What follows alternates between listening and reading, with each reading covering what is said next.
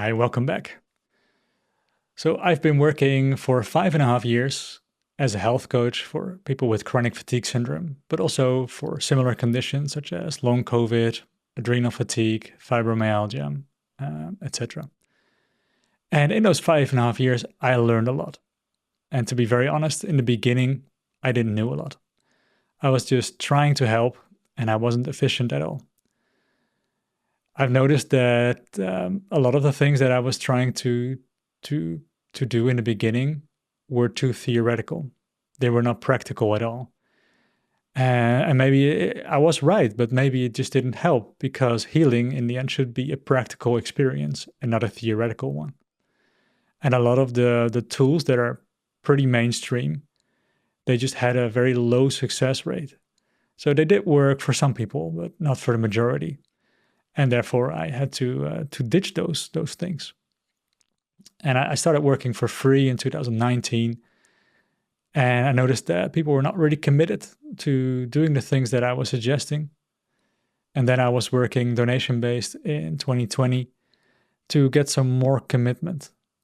But even then, I noticed that the things that I was doing, like, it was too theoretical. And I should get a more practical experience because I wanted people to have a good experience on the spot. Not something that would gradually improve, but I needed sort of like a good experience. And thank God I had a relapse in 2021. And that was right after my recovery story with Raylan Hagel. And in that relapse, I discovered how to have a release. And that means that, the body does some shivering, shaking, crying, sweating, vomiting, burping, etc. And then after that, I was symptom free. So I had fatigue. I did the things that I already discovered with the clients from the donation-based program that I had, because I was actually drawing in a lot of people after the recovery story. And then I was symptom free. So that was the most empowering moment of my life. And I was like, yes, this is it. I think a few days later, I woke up with a crash. And I managed to have a release and to become symptom free again within 10, 20 minutes. And I was like, yes, I'm going to do this. And I will do whatever I can to figure out how to duplicate and replicate this to clients. I'm going to discover this. Only a few weeks later, I had a coaching session with a man with chronic pain, chronic fatigue. And I figured that he was trying to avoid his own anger.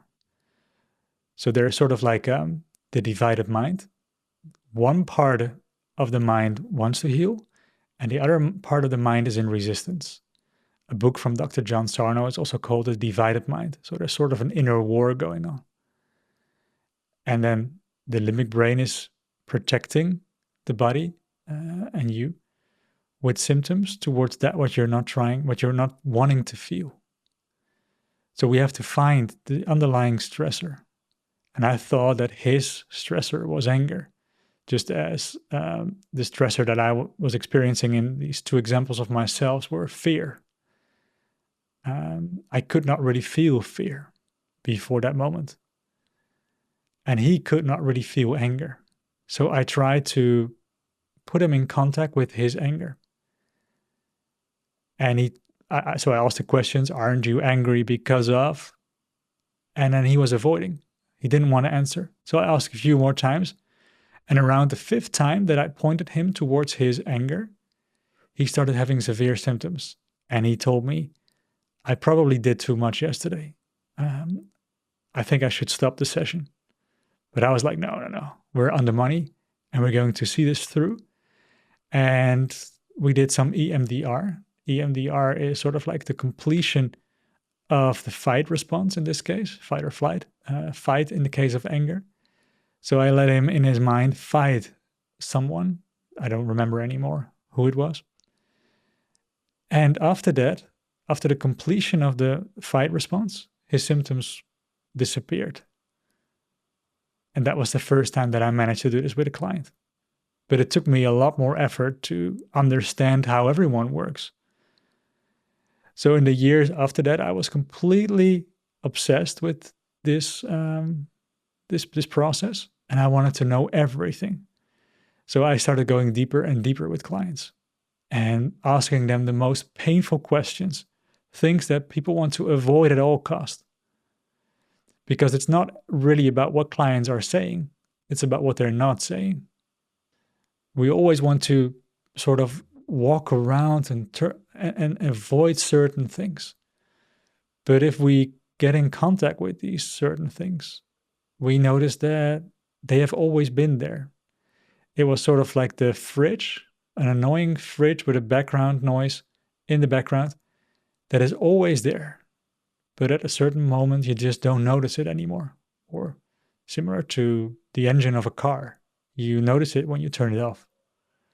And the same counts for the stressors in the unconscious mind. So after every coaching session that I had, we were discussing what I did wrong, what I could have improved, what could be the case that I couldn't release the underlying stressor, etc. And over the course of a few years, we developed new tools. At the same time, we already had the alignment recovery program, and we improved that program a little bit. That program was donation-based. And I always thought that if I would make people heal, they would give me a donation. But it was very hard to work with people who are not committed, because it's easy to drop something when you're not paying for it.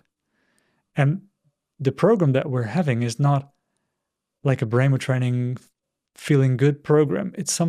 It's really hard to discover the stressors in your unconscious mind and to connect with the most painful things that you can have inside of your body. So we needed to work only with dedicated people with the release program. And in the beginning, I still worked with people from outside of the program in one-on-one coaching sessions. But I had to stop that as well. Because even though sometimes I managed to let the clients experience a release and become symptom-free, oftentimes it would still not succeed because there can be so much resistance in the body that these clients would, for example, write negative comments about me, that it is not for them, or that I misdiagnosed them, for example. And there are a lot of reasons to not do this work, because sometimes you just don't want to. It's painful. And everything that people are doing, like the coping mechanisms or trying to find a different treatment or even the symptoms or the reasons why you should not do it, it's all part of the same game. It's a resistance game. And we have to crack people up, crack people open to find exactly what is causing their current symptoms so that their symptoms amplify. And then work on releasing it. But it's not always possible because sometimes the resistance is just too strong. And in those moments, or that's actually for almost everyone the case, we should work on preparation. So we prepare the body to dive in, we prepare the mind with gentle exposure towards certain stressors, such as extreme shame, extreme fear, extreme anger. And we have to let the clients have a good experience with that to make it safe. And after, let's say, 3 weeks of good experiences with these underlying stressors, it becomes much easier to dive in because we've sort of already bypassed a lot of the protection mechanisms. But the thing with releases is that there will always be an unconscious resistance to not go in. There's always a reason to not do it. And the biggest reason for the program to not work for people is that they don't do it. A lot of people also skip the preparation work. They want to go faster. They want to go immediately to the releases and then ask me, why doesn't it work? Then I have to go back and see where the resistance is. And usually it's always a step that they skipped in the program. And we've made the program because of the many hundreds of sessions that I had where I could ask the most painful questions to clients, like questions you don't even ask your wife, your parents, your children.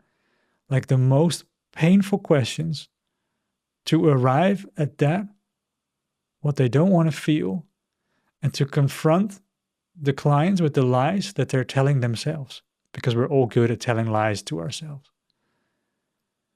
And I've learned so much from it. I think this is the best school that I've ever had. Like by talking with more than 1,000, I think it's like 1,200 clients about the things that they don't want to share, I've learned so much about myself, and I see the entire humanity in a completely different way. So I'm really grateful for that. It's been quite the journey. And please like and subscribe. And I know we're controversial because I know that almost no one is doing this. But it seems so obvious to me. Like, how could we miss this as a species? Especially once we know the mind-body theory from Dr. John Sarno. Like, it's the most empowering thing, and the rest doesn't really make sense. If there is an emotion in the unconscious mind, then why not release it? Yeah, it's difficult. Yes, exactly. It's very difficult. But yeah, this is what we do. And I think this is the most effective treatment. And we'll still work on improving. Of course, we always have to improve. We have to make things better. We have to rename certain things when the name is causing already a lot of resistance. So yeah, check it out. Check out the program. And I'll see you maybe in this video, because I also like this video very much. And have a beautiful day.